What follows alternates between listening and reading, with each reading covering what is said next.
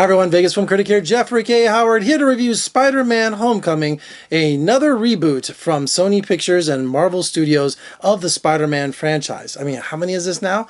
But this is one of the most anticipated films, summer films of 2017. I was really excited to see it because it's got some of my favorite actors in it, and they're integrating the MCU. They're integrating the Marvel Universe finally, which I think was a big, stumbling block for not only for maybe 20th Century Fox and the X-Men, but definitely for Spider-Man, because all these studios own different properties from Disney and Marvel, and they're all mixed up. Everyone's got their rights to it. They need to come together and make it work. And finally, we can see some of the Avengers and some of the other actors that play those characters interacting with Spider-Man. So it gives it a whole new dynamic and a whole new look. And Tom Holland plays Peter Parker, but this time around, he doesn't play it with kind of like an angst like maybe like Tobey Maguire did, or anything kind of heavy-handed. He just plays him as a teenager. I know we've seen that before, but he really plays him a teenager, a 15-year-old irresponsible kid, and we don't have to do the whole origin story again, which I was so glad. We already know he's Spider-Man. He's already got his powers. It kind of picks up off right where Captain America's Civil War was, when he had made his appearance. So what was really cool was we get to see him as a kid. He's trying to balance his life as a teenager, and he's trying to also be this superhero, but we know he's not ready yet, and because he keeps messing up, and he's messing up big time. I mean, I can't believe the danger he puts people in and some of the recklessness that he has. And of course, Tony Stark, played by the great Robert Downey Jr., is watching him and saying, look, you're not ready yet, I'm trying to mentor you, but you got to listen to me. But he won't listen to anyone. And the person really overwatching him is Jon Favreau's back, playing Happy Hogan. So he's one of my favorites too. So I'm not going to give any spoilers away, but there's a lot of surprises in this movie, especially with the Avengers and some of them making some cameos. And I know if you've read the internet and seen what that is, but don't do that. Just go into this movie totally cold, okay? Now let's switch to the villain, which is the Vulture, played by Michael Keaton. And there's definitely a working class, upper class kind of liberal message to this film, because Michael Keaton owns a salvage company, and I remember the last Avengers film where all that alien technology and crashed into the Avengers, into Tony Stark's building. So he's got the salvage contract, but of course the government comes in and takes over and takes it right away from him. He can't feed his family, he can't do anything, so he turns to a life of crime.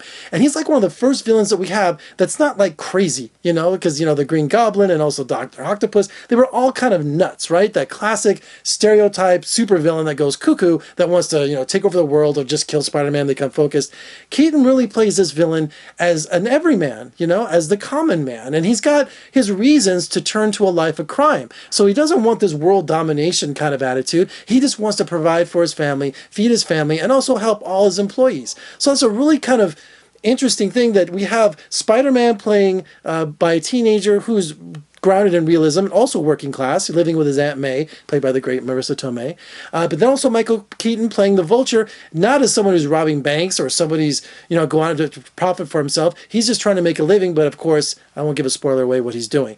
So there's some of these great scenes where he's talking about what he's doing and his motivation, and it's like, wow, he's not really a villain. He's just seeing it from another point of view. Because in his opinion, Tony Stark's a villain as well.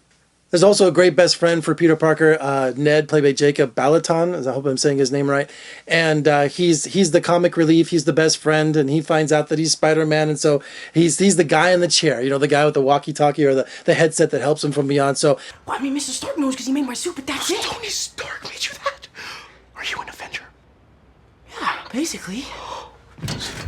This movie really has a multi-race, multicultural kind of cast to it, which is kind of refreshing. You see every kind of person represented here, and so it gives the movie a really good dynamic.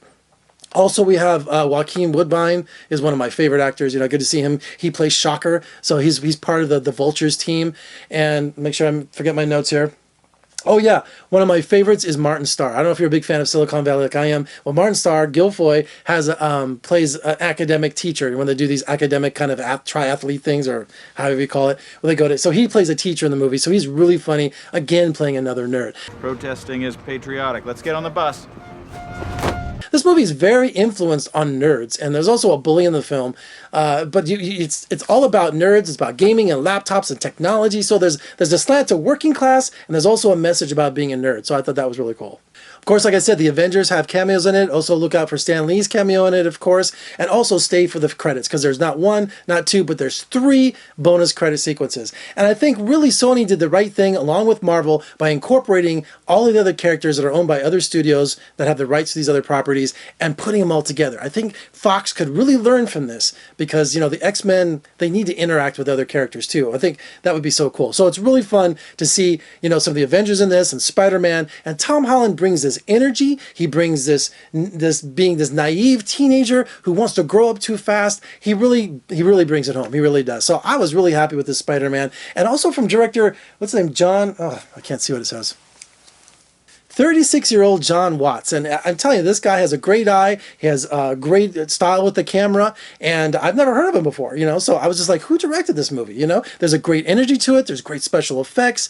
Of course, we have the great showdown, you know, that always happens in the third act that we have in here. But it was pretty cool. It really was. So the special effects are great. The acting is great. This is a great summer movie. Sony, you did it right. Marvel, you did it right. Spider-Man is back and better than ever. So I had a great time with this. Oh, by the way, I saw it in IMAX, but not 3D. So make sure you see it bigger than life on IMAX because it looks spectacular. All right, for more reviews and interviews, surf on over to my website at vegasfilmcritic.com. Check me out on social media, Facebook, Twitter, Instagram. Also, if you're watching on YouTube, which I hope you are, please subscribe, thumbs up, share, comment below. What did you think of Spider-Man Homecoming? I think it was a lot of fun. I had a blast with it. I really did. I did. Think I'm lying? Did you see my grade? All right, I'm Jeffrey K. Howard in Las Vegas. Thanks so much for joining me. I'll see you next time.